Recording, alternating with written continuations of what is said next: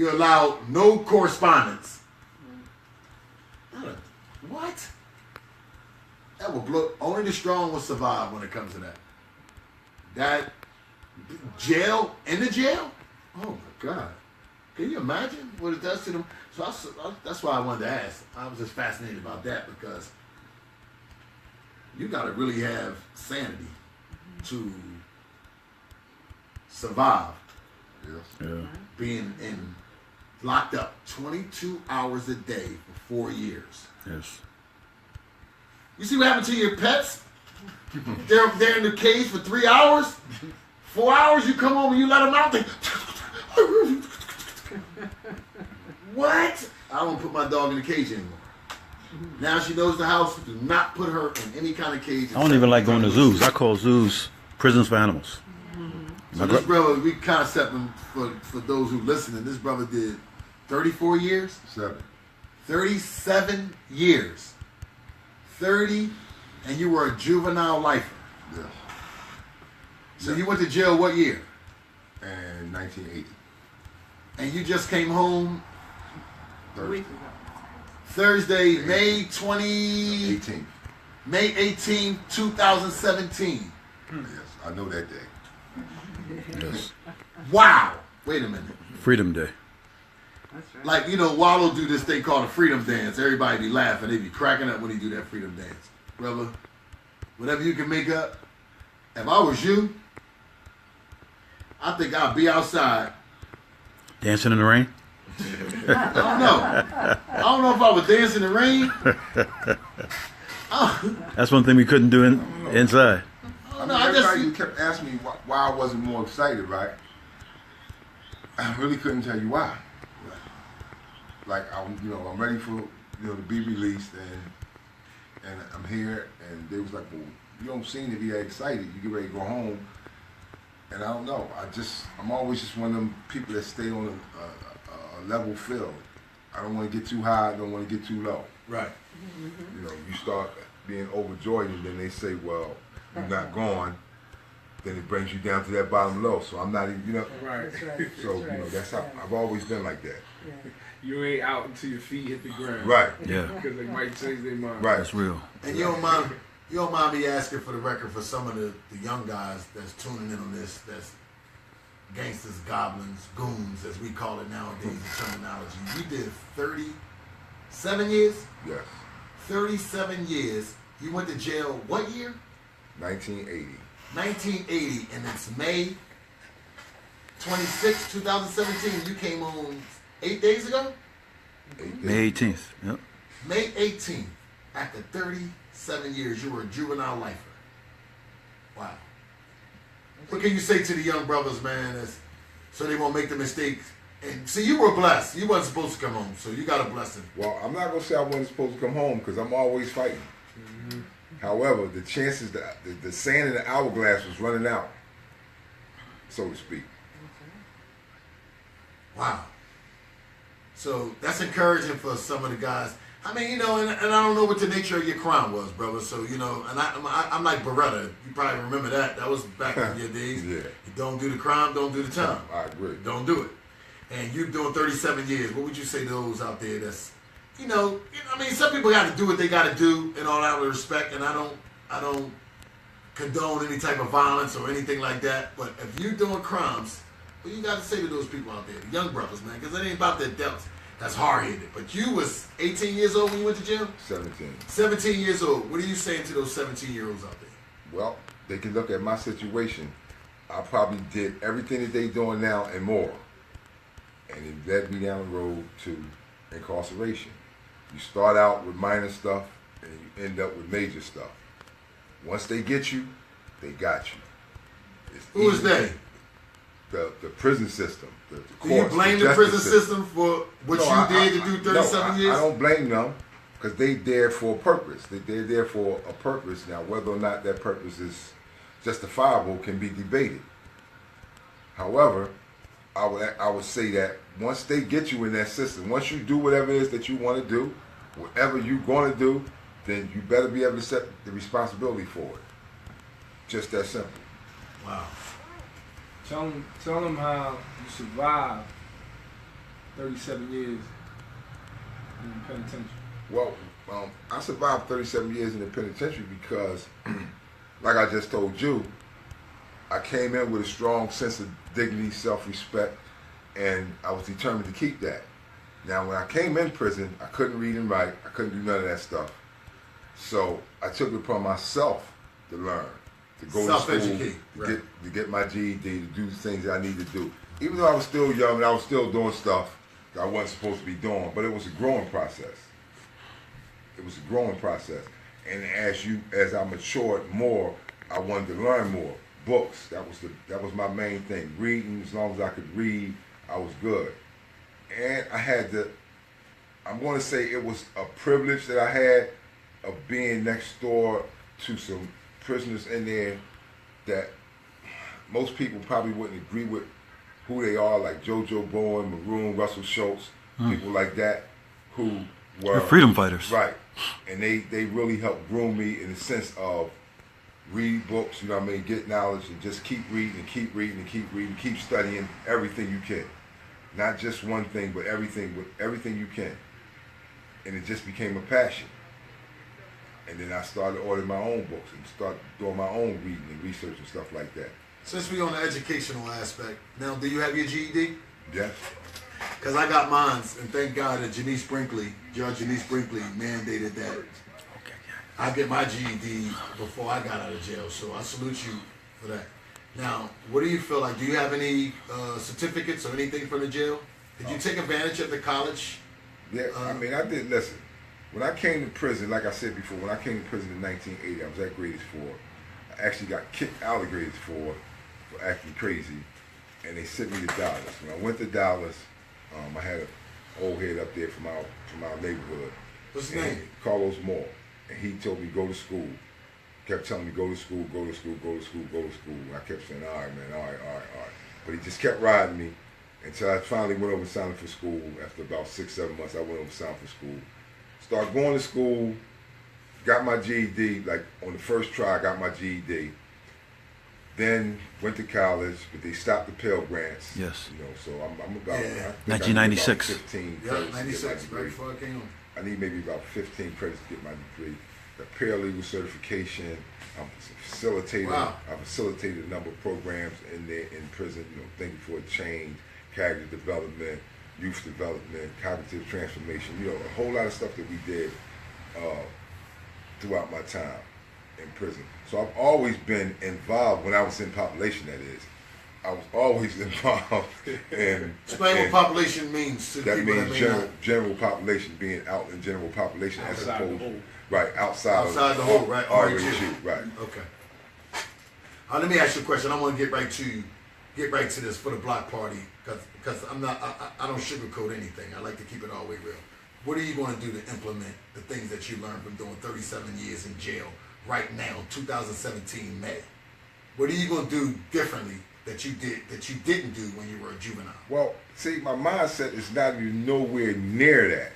Like when I look back now, I can't even conceive of some of the things that I've done. Like what? I mean, elaborate a little bit. I mean, listen, brother. I know, are you for the but- people? Yes, I'm for the Or people. do you want to help these young men that's Yeah. out here? Yeah. Remember, One I thing have a don't little like cousin that's doing- facing 9 armed robberies. No, I understand what you're saying. Tell them the man. truth, bro. No, I mean, all right, well, we'll put it this way. Maybe I can give you some stuff that the statute of limitations ran out on. All right, there you go. Okay, there you go. We ain't trying to hem you up. Like that, right. I understand. I know that. You know, selling drugs, stealing, robbing. I mean, you name it, I've done it. Stealing cars. I mean, if you name it, I've probably done it. I've sold every drug imaginable, from marijuana to heroin. Before I even turned 16, I sold that stuff. Okay. Do you have a conscious mind right now today, thinking that maybe I can do it again? No. It was a slight pause. Because that is not even a thought of mine. Okay. I just wanted to ask that. Sometimes I ask the questions in a semi-sarcastic manner to put emphasis on the fact that that's not even in consideration. You know, the reason why I say that, I met a brother. He was down 10 years. Gray go home. We was on the same 2MC crew. You know, working on the farm. Gray come home. And I was wondering why he used to duck his home plan. Almost a year went by. He never put in the home plan. And we like, yo, you could have went home a year ago. What is wrong with you? He told me, being a good Muslim brother in the jail, he pulled me to the side. He said, cause even though I did 10 years, I still crave to shoot heroin. He said, I'm afraid to go home. My God, honest truth. We were in the same halfway house. He went to jail 6 months later for doing heroin. Well, I mean, like from being in prison so long, and like I said, facilitating a lot of programs and talking to a lot of younger guys. Young guys, they just love me. I don't know why, but they do. Because I normally keep it real with them, and I'm one of them people that tell them, you're not done. You're not done coming to prison. Yeah. I can tell you're not done. You're one of them people, you're not done. So you can say what you want, you can tell me what you want, but I know you. Because I'm looking right at myself at that age. Brother Shabaka, we are brothers who walk in this door, and when they leave, me and Anthony will say, he ain't finished. Right, he ain't done. You know? Right, he's recidivist. It's the reality, Right, yeah. Right. Yeah. He's a case waiting to happen, yeah. Did you feel like you were done before your 37 years? Yes, I felt like I was done maybe about after. Like you were ready to change your ways and come back a better. Well, I think I started changing my ways probably like in 99. Okay. In 1999, that was the turning point for me when I got kicked out of Western, and he sent me to Greene County. What happened that made you change then? Well, one of the things was that my mother died, bless her heart, and I just got tired of, like doing stupid stuff. Even though I was still going to school and doing all that stuff, I still found time to do stupid stuff. It's always time to do something dumb. Like make trouble in the prison? Right. In the community? Right. Mostly by standing up to the guards or getting into Well, it with other yeah, prisoners? prisoners, guards, so forth and so on. Oh, okay. Both of them. Both. He's here. But that was the time that I thought that it was best for me. As a matter of fact, I was in a hole at Western Penitentiary. And that was, and I just was thinking about it, and I said, let's just cut out everything you're doing that's negative. Let's just cut it all out. Smoking weed, doing whatever it is you're doing. Just try to follow the rules more, be more respectful, so forth and so on. All right, That's when I started my transition. Brother Shabaka, not to interrupt you, but we have... I appreciate your time, though, explaining your amount of perspective for, to be very honest. Hold on. Appreciate that. Just my last question to him, real quick. Hold on. Are you still currently on parole or probation? Yes. Okay. He's like... Thank you, bro. Keep coming. No, go ahead. Talk to him. Yes. Talk to him. This is Ed Monroe, calling from Dallas. Go ahead, brother. Smithfield. I'm sorry. Smithfield? Smithfield. Okay. What's up, Ed? How you doing? Can you hear me? Yeah, I'm still here. I ain't went nowhere.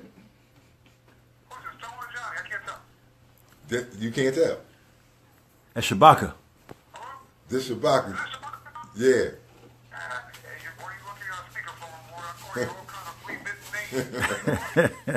I'm pretty sure you would. And I'll call you a couple back. Huh? What's up?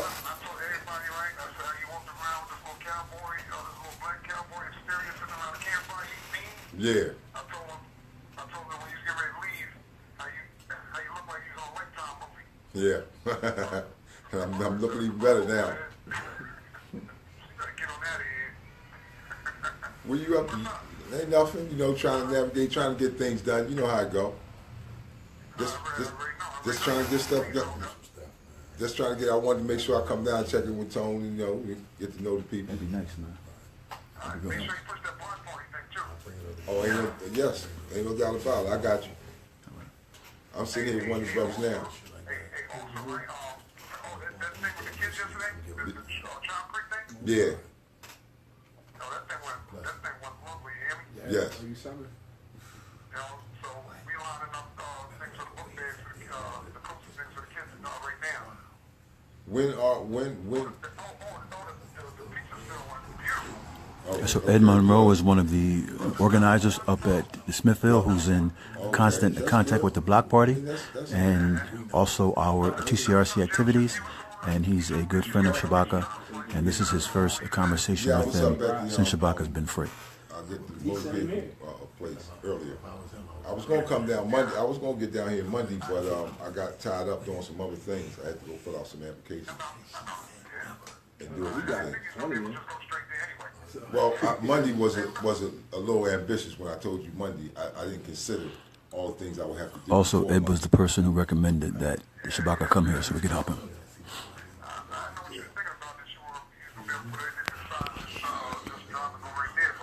Yeah. Hey, well, guess what they had MC the whole event? Who that? Who? You? You? Yep. How'd you do? Sorry, got my man because I called him. I gave him a nice call. Pennsylvania State Correctional Institution, Smithfield. This call is subject to recording and monitoring. I gave him a little right, you know, gave him Right next to getting organization together. Huntington is with And it. then I'll let everybody know he's also our resident Hokie and Stromboli champ. Hey, listen. Make sure you get my phone number. He got it. Oh, Say it again? you got the phone number, right? Tone said you got it. Yeah, 787-0016, right? Yeah. Yeah, I got it. It's in British. I already know the area. All right. You get to call me. You get to call me like once every 6 weeks. I said, yeah. I said you get to call me once every 6 weeks. So you pick your day. You let me know. I'll be calling you every other day. I want to hear that. I already knew. Listen, I'm going to be annoying you just as much as I annoy Tone. I want to hear that. Well, one thing I know for sure, two things I know for certain. You only can call me 5 times that day. Right. Yeah, I said I was going to call you 5 times a day. I said like every other day. No, you can call me every day if you want, Ed. You know you can call me anytime you want. I was not asking for permission. I know you weren't asking for permission, Ed. Yes, you being real smart. Hey, listen. Yes. I asked Tone to do me a favor when I found out you were going to get your job. See me. Thank you. Yeah. I told him to make sure that, you know, get as many people as they possibly can on them sidewalks and porches. Right, get him off the road, huh? Yeah, get them out the street. Matter of fact, the sidewalks might not be safe. Send him in the house. Huh? Send him in the house. Hey, Lex. And just JT on the phone. Uh-huh. Let's say what's up. Yeah, tell him I said what's up. Tell him I'll be in touch. All right. They said they miss you in a weird way. Yeah, I'm sure they do. I'm sure they all miss me. Yeah, you do, man. Oh, listen, hey. Let's hope for them brothers, too.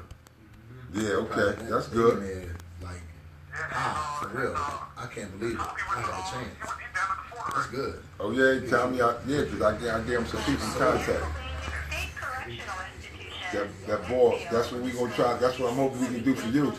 Is to try to get you closer. I did. Is to try to get you closer, so that we can have better communication. Tell Tone I really need to work on that for him. Yeah. Either one of them spots. Yeah. He said he got you. All right. I'm gonna get his phone back to Tone. All right. Hey, Because I really don't like talking to you. So, I mean, I really don't. I really don't like talking to you. I don't know why I continue to, do this to myself. Hey, listen. JT. Yeah. I'm here. Rumor has it that you already. Can you hear me? Yeah. Rumor has it that you've already fell in love with a 400-pound woman and you spent all your money on it. It was 2 of them. It wasn't one. It was 2 of them. It wasn't one. So you wouldn't get the whole story. You didn't get the whole story.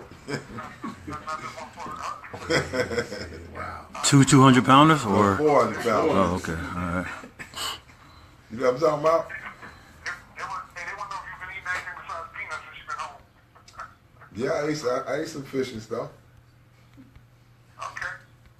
Hey, listen. I'm going to holler at you as soon as I get that thing on there, all right? Yeah. When's the next time you come to the office? Probably sometime. I'm gonna sit here and talk to Tone. He'll let you know. You take me down. He'll let you know a firm date. That way, because my schedule right now. Excuse me. Right now, my schedule is all scattered. I don't really have a down packed schedule yet. There's so many different things I have to do.